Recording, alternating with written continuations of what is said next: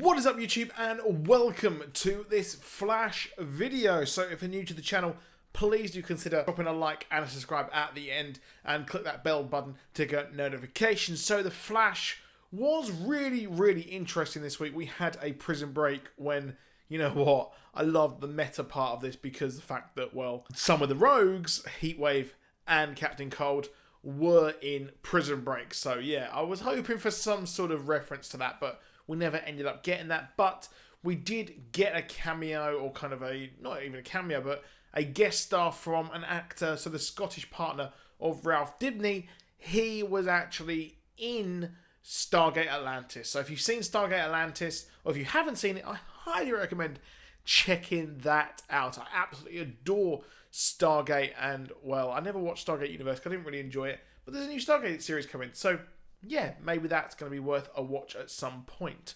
But it's nice to see Stargate actors pop up here and there. So the crux of this is Barry attempting to escape with the rest of the bus metas, as we learn that Warden Wolf is actually going to sell, or try and sell, a couple of them to Amunet Black, who is doing an absolutely terrible English accent. I don't get why Katie Sackhoff is doing that English accent. Just cast her as American or Canadian or something like that, because it's absolutely terrible.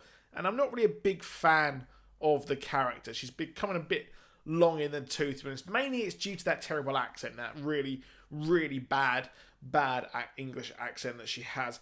But she is now obviously she's in the business of buying metas, as we know, and well, where else than the Iron Heights? This is the sort of version, the comic. This is the TV version of the comic pipeline. So the pipeline was underneath Iron Heights, but at Star Labs we have the pipeline. So yeah, it's really weird here, and this is essentially adapting more of the Jeff Johns Wally West Flash run as well. So this is basically quite similar to what happened with Amunet Black, the Thinker, and that kind of thing. So Barry is escaping, and I really did like the fact that Barry was escaping with a group of people that he put in jail. However, they don't actually know who Barry really is until the end, when it's really stupid, and I really hate that he revealed it to Amunet Black.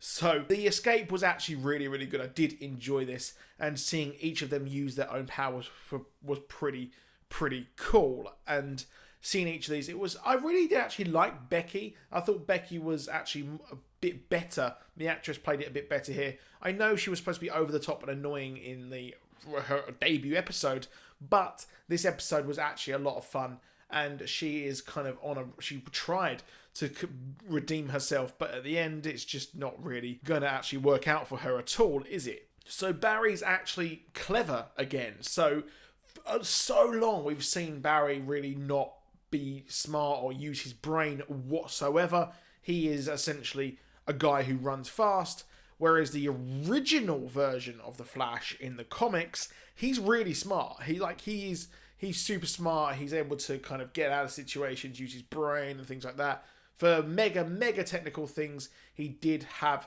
Elias and a few others in the comics. That's New 52, and well, I guess he's got the backing of like the Justice League and that kind of thing, or whatever. But in the TV show, he really does rely on Cisco way too much to think out of the box, kind of think them out of these problems that they face. So here he is being a lot smarter, which I really do appreciate, and he's able to use that battery and get them out. Now, I did wonder why a workman was allowed into a super secret area of the prison where there's special cells and things like that. I did find that, would that guy not think, this is weird, man, I don't want to work down here, this is too spooky. But all of these metas have a purpose, but more on that later. Now, we did, of course, have the whole thing that the metas were taken, their powers were absorbed by the Thinker, and the end game of the Thinker is to actually have all of these powers, all 12 of these bus metas need to be absorbed by himself. So it seems like the Thinker's going rogue, he's going off of his plan, and the mechanic is starting to notice this. But the fact that he's taken all these powers, he's taken Becky, he's got her body, it's a bit weird he wanted to use her body as opposed to really any of them else's, but yeah, it's just curious there that he's opted to use that one. And I'm not sure how the power absorption actually works. this is weird. He's kind of absorbing people, taking over people's minds, quite similar to the comics where he actually took over the whole of Central City of the public by having these weird tentacles that came out of the computer, which makes all kinds of sense, I guess. But it's quite similar in theme to what was happening in the comic books. So there is that, and he is being absorbed. Now, this makes sense. So this is something I didn't really think of until Barry mentioned it, saying that, well, he wanted these bus metas as opposed to any of the others. So he references the Weather Wizard and Peekaboo. She and him are still in Iron Heights. So they're just chilling in Iron Heights, being, all captured and stuff. But they still exist. So the idea here that we're going to see some new rogues pop up later on in the future. We're going to see a new rogues team. Now, Amunet actually did have a rogues team as well. So she had her own rogues in the comics, again, in the Jeff Johns Wally West run. So we could see those actually kind of team up and things like that to take on possibly the Thinker, or probably just cause chaos and cause absolute mayhem and mischief as well. Now, probably one of those will be a bus meta, presumably, and that'll probably get the Thinker involved and things like that, so that'd be really fun to watch. But she's going to have her own team as well, so we're going to get more of her in the future. But Water Wolf has been killed, which I was really surprised about. I wasn't expecting that at all, because he is a huge character in the comics, and he's playing a big part in the comics at the moment with Iron Heights. And in the comics, he was kind of experimented on all of these, but the Thinker is now experimented on them as well. So we're getting the same line across here. The Thinker's experimented on them. Water Wolf did it in the comics, so it's merging. I think they've done a great job of kind of adapting all of these comic book storylines into one. So the Thinker has gone rogue, like we know. He has executed his plan just way too early, as we know. The mechanic was pretty peeved about that, we know, and he's kind of got this, he's drugged her and he's reading her mind against her will and things like that. So we have got him off. He's going against everything. He didn't, like at the start, he didn't know how to solve a certain problem, so it's not going well at all for him. Now the mechanic probably will at some point, I think, start to realise that we're not going to get the egalitarian or the kind of real philanthropist enlightenment that they wanted. The kind of true and kind of virtuous way of having enlightenment isn't going to happen, because he's going absolutely crazy. He is getting all of these powers. He presumably wanted to get these powers because he's really liking having all of these. He's like having the mind control, so he wants more like luck and things like that. I did expect the luck to be used quite prominently by the Thinker, because, well, having luck is always a good thing, isn't it? So him being able to have like the luck that we had in the previous episode by Becky, well, that's going to just serve him very, very well in the future. Now the question is, will she turn to Flash, Team Flash, and actually say, here is a way to take down the Thinker, you can do this? He's probably predicted that, although now he hasn't got, his prediction skills are starting to wane. Maybe it's because he's flitting between bodies and things like that.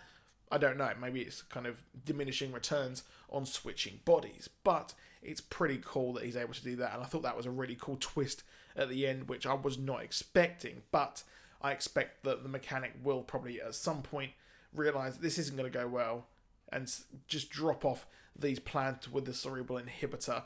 And I'm really hoping for a return from the character who romanced HR last season. So maybe she could return and build it. I don't know. I would really, really like that. But the elongated man is in trouble, and these powers are going to be absorbed by the Thinker at some point. So Team Flash will actually have to sort of rescue Ralph from everything that's happening. So it's not looking good for Ralph at all, is it? It's not looking good for him, and he is in a lot of trouble. Although the Thinker and Bat, I think he has used the kind of look of the original Clifford DeVoe to actually help out and get Barry out of jail. So we're going to see more Flash as the season goes on. On a bit of a break now, which sucks, but you know, it means I can do a few other videos for you.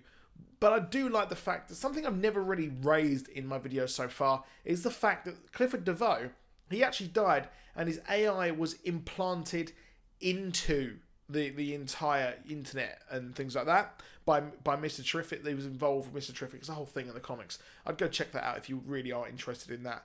But that might be the end goal, perhaps. And that's what happened in the comics. Like I said, they took over the minds of everyone in Central City. But the key things is that Flash is out, and we have an elongated man who is going to have to pretend to be Clifford DeVoe for a bit longer, obviously, because they'll be like, where's he gone again? And then that leads him to actually be taken by the Thinker at some point as well, and he's risked, dying, isn't he? But that is it for this video. I might do a Deadpool or a Jessica Jones trailer as well once I've uploaded this video. Depends how long this takes me to edit. But if you want more Flash, please do drop a like. If you want a Jessica Jones or Deadpool 2 video, please do comment down below if you want some explainers on the really, really cool stuff they're announcing in both those trailers. But that is it. Please do drop a like and subscribe with notifications on, if you enjoyed the video, of course. I'll see you soon, and goodbye.